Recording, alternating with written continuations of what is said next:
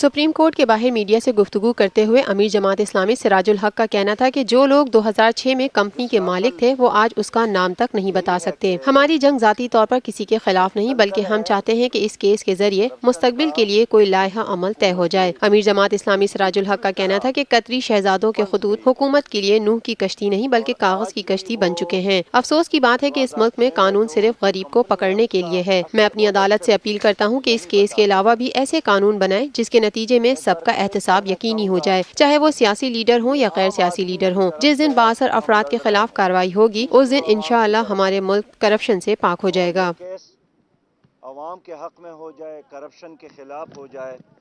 Live P S L matches دیکھیے HD میں tapmat.com پر اور download the app. To order our TV boxes call 021 351 55511